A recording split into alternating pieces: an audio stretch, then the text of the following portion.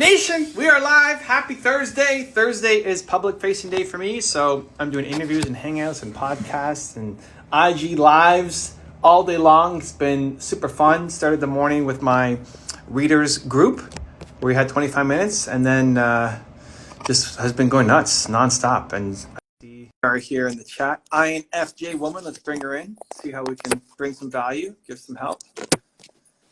And there she is. Hi. Twice in one day. Look at that. Yeah. I love it. So Sarah and I were in our readers group this morning, which was fun. I do it once a month in that group. And she's also part of Movement Makers, which is awesome. Helping build the INFJ movement. And is that how we first connected? Like, did I message you or you messaged me? How did we first? Because I'm an INFJ as well.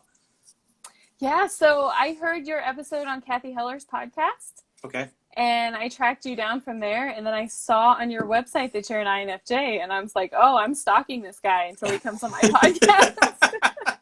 Okay, great. I love it. Cool. Well, so what are you dealing with? How can I help? Where are we at? I'm dealing with a lot right now. I'm actually wanting to change the focus of my business. Wow. When I read your book, Built to Serve, which is an amazing, wonderful book, I realized that the biggest pain point in my life is instability in my job. I've been fired 3 times in the last 10 years, laid off twice. Not that I'm a bad employee, like I'm. So what's the problem, Sarah? Okay. Well, my mom is always telling me, you just have really bad luck. And I'm like, I don't think that's what it is. I think there's just a lot of instability in the job market as a whole, right? So after I found Kathy's podcast, I'm like, you know what? I want to start my own business. I want to do my own thing. Okay. And the thing that I started with was personality types, but now it's like, I want to talk about building a business. And I have a couple of hangups there.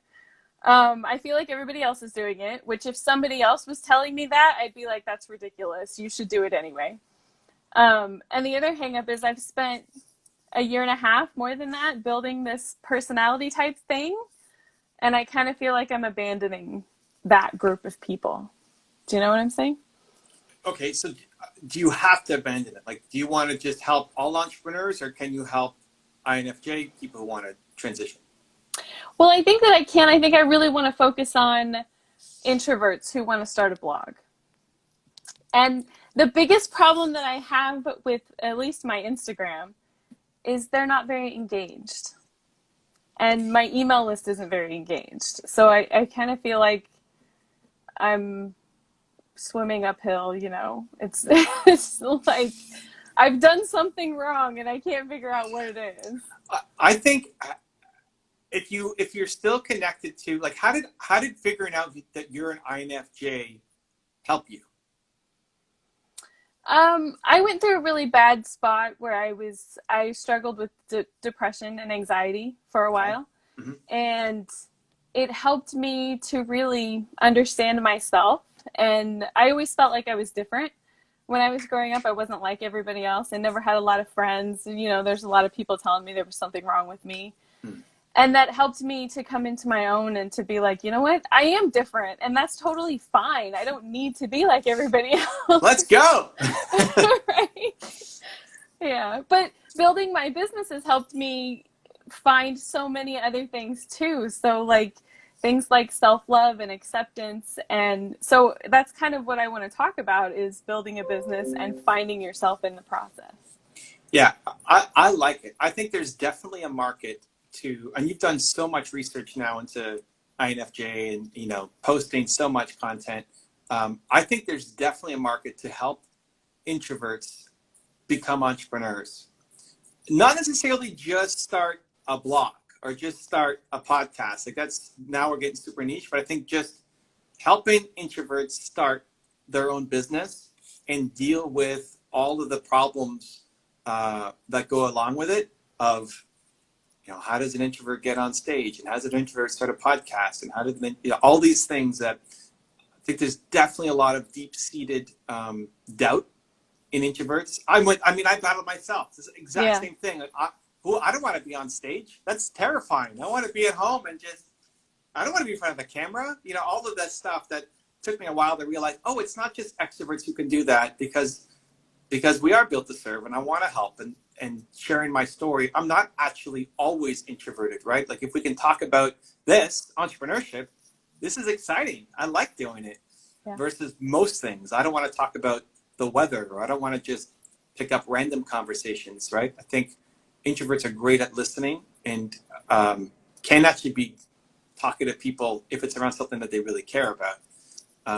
So you've done a lot of, you know more than I do about that stuff. I mean, I only know kind of my story. You've researched and posted, I don't know how many times, and done so many interviews. Like, you've become the expert on it. Now, how can you apply it to starting a business, any business? And like, what would you say are the big 3 issues for an introvert to start their own business? What are the hurdles they have to overcome that people don't realize? The fear of putting yourself out there is a big one. Yeah. Connecting with your audience, I think, is another big one. Mm-hmm. And like you said, not only putting yourself out there, but just being seen. Like, 2 years ago, I would never have been on video. I would be like, no, I'm not doing that. It's not going to happen. And now it's pretty common thing for me. While I still get a little bit nervous, it's not like the end of the world. Right. So leaning into those topics while you're still also becoming an entrepreneur, right? Like, you can't come and say, hey, here's how to build $1 million business as an introvert, because you haven't done it yet. But you've started the process. You're going through, hey, I've been laid off or fired 7 times in the past decade or whatever. And I wanted to take it upon myself to take my destiny into my own hands, but I didn't know if I could, because the entrepreneurs I see on TV don't seem to be like me, right? They're these so outgoing and so outrageous and, great communicators, and I feel like I don't have any of that. So you've overcome some of the most difficult parts, which is just starting, which is just making the transition plan, which is battling all those limiting beliefs and testing them and developing skill sets that can help people. And you're still going on the journey to get better and continue to battle. I still battle those demons. Like, when I go on stage, I'm still terrified that I'm going to let people down and be a disappointment and all of that stuff. So that combination of, you're going to help people to get to where you're at, plus you're going to show me the journey of you getting to the next step of where you're going to go. And the people who will be, I think some of the things missing in terms of engagement, one is more of your story, not just like pictures of quotes and stuff, but if you want people to connect to you, more of your story. If you're selling products and training, I wouldn't do it around how to gain Instagram followers, right? Your $7 course or whatever. Be more, how does an introvert win? Like, how does an introvert, you can have multiple products around that, but how does an introvert get on stage? And how does an introvert launch a podcast? And how does an introvert, XYZ? Those could all be little mini courses that people would sign up for. And then again, as you can continue to learn how to make your first 100,000 as an introvert entrepreneur, that's something that people will sign up and buy. So I would, as long as that feels right, like if you feel like the introvert, you're still attached to the introvert side of things, that you're not giving necessarily, your advice could be used by somebody else. Like, I cater to entrepreneurs, even though half of my audience aren't even entrepreneurs, because they just like the message of belief, right? Yeah. But do you still feel connected to the introvert theme, or you just want to throw it all away and start just helping entrepreneurs? No, I do feel connected to it, and I think that I can work the personality type thing into what I want to say, because I think it's important to understand. I think it's important to understand your personality type when you're learning about yourself. And, I want to talk about things like self-love and acceptance and self-improvement and all those things, along with being an introvert, because for me, that's been a whole part of the process. Okay. You can't share pictures of yourself on Instagram if you don't love yourself, or at least that was part of the journey for me, and I talk to a lot of women who feel that way too. Like, I don't want to be seen. So it's part of the process of saying, you know what, I'm good enough to do this. I have enough to share. And how much for you is is there a difference between women and men introverts? I guess I really want to speak more to women because I feel like that's who I can talk to the most, and Okay, that's who I know most about. great. So, when I saw your account, INFJ Woman, I connected to the INFJ part, and just that you were a woman, not that it was necessarily talking to women, but you could lean in on the woman angle. And not that you're necessarily excluding men, Mm-hmm. but in the content, you in your mind, you're just basically talking to you from 5 years ago, 7 years ago, whatever. So you could say, hey, ladies, like you talk to the women. Because when it's too general, it doesn't hit anybody deeply enough. Where Right. if I'm an introvert woman and then I see you doing your thing, and I'm telling myself as an introvert woman that I can't do anything, but then you're off doing it, that's going to inspire me to want to keep going with you. So Right. I think you can keep your account. The name is INFJ Woman, right? Woman, Yeah. woman, or women? Yep. Woman. Singular. Woman. Yeah. Yep. You can keep it, and now it's just slowly shifting the content to talk about how introvert women can become entrepreneurs. And again, I would split it between the lessons that you've learned, and also the journey that you're still on. What's the next thing that you're working through, that you're struggling with, that you're trying to get better at, that you know how to hack a little bit because you have the tools now that you didn't have before. Right.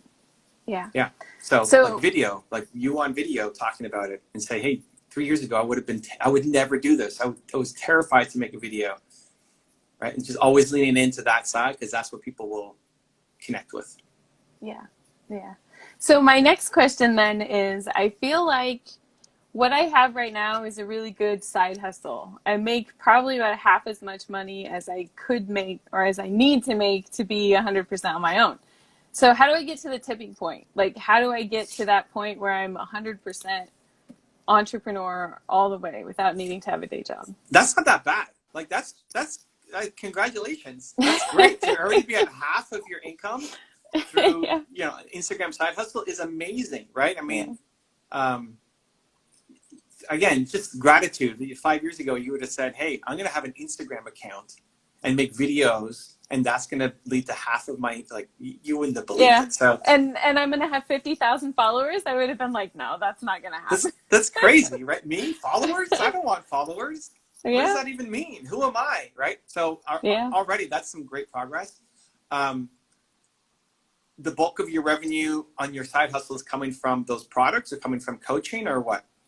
I do courses and a little bit of coaching. So that's where the majority of it comes from. I actually wrote a book about INFJs too, and some of that has come from that. But most of it's coming from your courses? Mm-hmm. And the courses are about, I only tell the Instagram course, so there's other courses?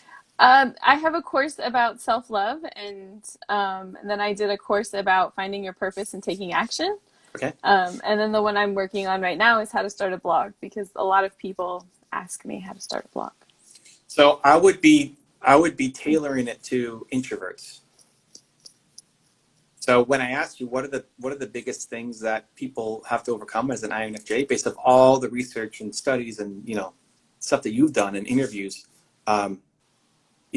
being seen is one. Like, so giving me the tools on how to be seen versus the step-by-step of how to create a blog, I think is going to be massively valuable to the audience. So you can give them all the steps to how to write a blog and WordPress and whatever, but really, how do I get the mindset to still do it? Because I still am going to feel unworthy. I'm going to still feel like I'm afraid to be seen, even if it's written form. I don't want to put my name on it. I don't want to. What does it mean to have followers? And I feel like right now it's half and half. So Okay. it's like half of here's the technical piece of every step that you need to go through as far as marketing and setting up your social media and what your blog should look like and finding your logo and all that kind of stuff. And then the other half. So then it would just be about branding. Like, I'm just going to load up your account. So the other half then is about like believing in yourself and getting over fear and, you know, learning how to put yourself out there. So there's some self-love and acceptance and stuff Right. in But there so as like well. this is what I saw. This is what I was commenting on before, right? Grow your followers, $7, Yeah. 10,000 followers course. Yeah, so that's not it. Actually, that's a Okay. different ebook that I wrote. So the course actually I launched it a couple of weeks ago, Okay. and I have like I closed it so that nobody else can join it yet. Okay. So but So even like here, like blog school, is that what we're talking about? Okay. yeah. So even all of this, I would call it the introvert's guide to X. The introvert's guide to getting 10,000 followers on Instagram. Because nobody's talking about that. There's so many courses and books about how to start on Instagram and get your first X thousand followers, but nobody's Right. talking about it from an introvert's perspective. And that's if that's half the content already, it's just being seen and having the confidence to do that. Specifically, again, not just how to have confidence and believe in yourself, but how an introvert can do it. Same thing for that. It's not just blog school. It's like the introvert's blog school. Right. And Yeah. by niching down, it creates it to be a much more compelling offer than just blog school and how to start a blog. Right. Yeah. Yeah, that makes sense. And even for women, like the introvert woman's guide to blogging, because that's who you want to be talking to. Right. And there's enough. Like, how many introvert women are there? Tons, right? It's not like you're going after this really. If you then said to only women in Nebraska or something, now we're starting to get really niche down. But if you're doing, the introvert woman's guide to X, and then you can launch a bunch of different things that you're good at, whether it's speaking or hosting a show or blogging or growing an Instagram account. Kind of like the dummy's guide to whatever. It's like this is the introvert women's guide to X. And I think you'll just attract a lot more of your ideal people. Like, this is for me, and be proud that you're talking to introvert women about how to build a better life and business for themselves. Yeah, for sure. The other thing I'm going to ask you about is I'm going to change my podcast too. My podcast right now is a regular podcast, but then I also do the video part that I put on YouTube. Mm-hmm. But I want to change it to where it's more like just the video podcast that goes on YouTube. And I don't know if that makes sense. Like, it's a weekly thing that's like a show that sometimes it's interviews and sometimes it's not. Does that make sense to you? Does that seem like something that's reasonable? So what are you cutting? You're cutting out just the podcast? There's no audio only version? Right. And my thought process was that forces everybody to go to YouTube to watch it. Is that a good idea or not? That's different. No, like, people are pretty loyal about how they consume content. So I would do it as, the reason I would do that is, one, it's just taking too much work for you to do both. And two, you just don't enjoy having an audio only podcast and managing it, and it's not helping you. Like, you're not getting your audience from there. Yeah. But I wouldn't think, because now I have a YouTube channel only, that my podcast audience is going to be forced to go to my YouTube channel. Different consumption habits. So does that make sense? Like, what do you think? Yeah, it is. I mean, it's only a little bit more work to make it a regular podcast. But what I've noticed is that I've started making a few videos about how to start a blog and marketing and stuff. And I put one link into one video that doesn't have very many views on it, about coaching. And I've gotten 2 consultations from it in like 2 weeks. So I was like, YouTube must be a good place for leads, right? Oh, for sure. Yeah. And I've also never gotten that from my podcast before, like from the audio version. Yeah. So I would think YouTube show first, and then you can rip the audio and put it to your podcast as well. It's not, a ton of extra work. You just put it up there. But like, you're thinking video and YouTube show first. The way to get more clients from it is, one, you have themes again that introvert women are going to go and listen to. That you are the go-to place. A guy on my team, Alex, recently found out that he has ADHD. And so now he's subscribing to all these ADHD YouTube channels to get advice on how to be an ADHD entrepreneur, right? where before he didn't care at all. So as soon as a woman who wants to be an entrepreneur has figured out that she's an introvert, like now you become the number one source that she's got to go check out. So you build a really hardcore fan base. Even if you don't need to have 2 million subscribers on that channel. You just need hardcore people who find it super valuable. Inside your videos, you talk about your clients without saying specifically, "Hey, Susan from Arkansas, I had this problem and I helped her." Right? You're gonna talk about it in generalities, but in sharing the story, people know that you're a coach. Oh, she's a coach. Even though in your IG bio, like the first line says coach or something, life coach or something, right? If you're telling stories about people that you've helped, not as a pitch or a promo, but to highlight a point. So if you're talking about how to be seen, you can share your story, but you can also say, I was recently working with one of my coaching clients and she really wanted to get a TED Talk, but she was nervous about like whatever, right? And then you're giving me value through somebody else's experience, again, without saying anything compromising. Maybe they want to be seen, but default into not sharing private information. But I know that you're a coach. It's like, oh, she does coaching. She's not just a YouTuber or not just an Instagrammer. Right. That will get you a lot more clients. So people who are listening say, maybe I should hire her. How do I look at her coaching packages, right? Maybe that's the right fit. And that's an easier way to grow, especially at the beginning, like service-based coaching gets you super close. You charge more. You're not going to charge $7 for half an hour of your time to, get on a coaching call. Yeah. So if you're doing a YouTube series, I would like to see you have a second series where you're just sharing stories, not just interviews. So you do once a week doing interviews with the people that you bring on, and maybe even be more intentional about who you bring on, right? Because now you want to talk to introvert women. So someone like me may not be as good a fit, anymore. Or some of the other guests, like just filter through that lens of like, is this going to help an introvert woman? And then a second series of you sharing your stories, documenting your journey, telling stories about your background, your past. Again, not to pitch, but value.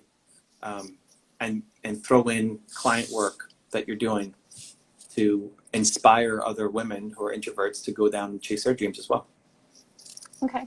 So when you do those videos, is there a time frame that you think works best to stick within, like 30 minutes or an hour, or is there? As long as it's good. No, so hold on. So the interviews are the one-on-ones of you, like Sarah sharing? Both. Okay. So we look for at least 10 minutes. So for you, I'd be making 10-minute videos as the benchmark. And if you don't, if you go over, that's fine. But like a 4-minute video is going to be really hard to just start getting traction on. In Build to Serve, I have a template for the perfect thought leadership formula. So I'll be going through that. And one of them is story.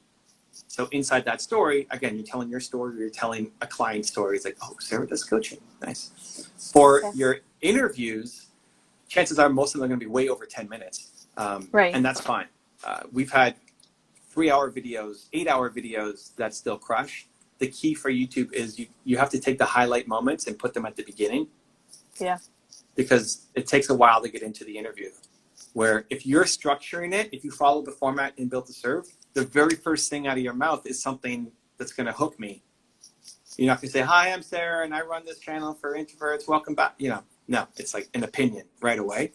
Yeah. You don't get that in an interview, because the best part, like even looking at this, how did we start this? It was, hey, how did I find out about you? And not as helpful for a repeat, but deep in this interview is a lot of content. So you take some of those elements and throw it at the beginning.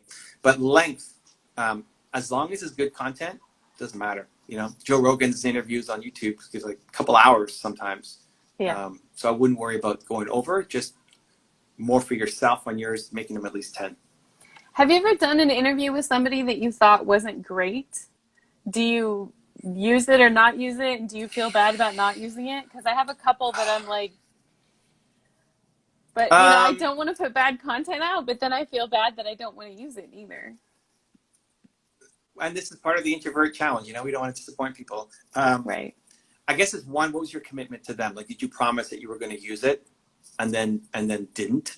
That might be an issue that you don't want to not be true to your word. If you didn't promise and you don't like it, then I wouldn't put it up.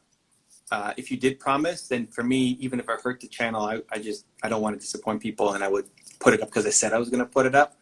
I also try to take the approach that I can save any interview. Even if my guest sucks, I'm not going to suck. And so it's a good technique, I guess, to learn as you're interviewing somebody. First, like, have criteria, like why they're coming on. You've seen them. So for me, you heard me on the other podcast. And, ooh, this guy, I want to go bring him on my show. So you bring on people who you think have a good message, and you've already heard them before. Mm-hmm. But then inside of it, if somebody's just tanking, how can you save it with your story or your insights, and it becomes less of a Q&A, and then more of like, Sarah's going to come in and sprinkle knowledge and value, so it's still helpful. Right. Yeah. Yep. Yeah, that makes sense. Awesome. All right. I know that you have to go, but I really, really appreciate all of your help. I feel like it's made a huge difference. I'm going to go take some action now. I know you are. I know you are. I'm super excited for you. You know, I mean, you've built up this thing. You came from a place of just the courage to start as an introvert. And I think your story is going to be so inspiring for the people. And you've just got such a nice big heart wanting to help people. And the fact that you're so close, right? That you're already at half of your income. Yeah. It's not that far away. And I'm already thinking like 5 years in the future of just the impact that you're going to have and the lives you're going to change, and all the women who's, feel like they're not good enough and that they can't do it, who will see your content. It's such a unique angle. Anyway, I'm smiling on the inside for where you're at now and for where you're going to go as well. So good deal. Keep it up, and I can't wait to see your progress. Yeah, thank you. I want to plug Movement Makers really quick because it's awesome and it makes such a huge difference for me. I absolutely love it. And I really love that there aren't very many people in there right now, because I feel like it's a lot more personal experience, and yeah, it's great. Cool. Thank you, Sarah. Talk to you soon. Okay. Bye. Cheers.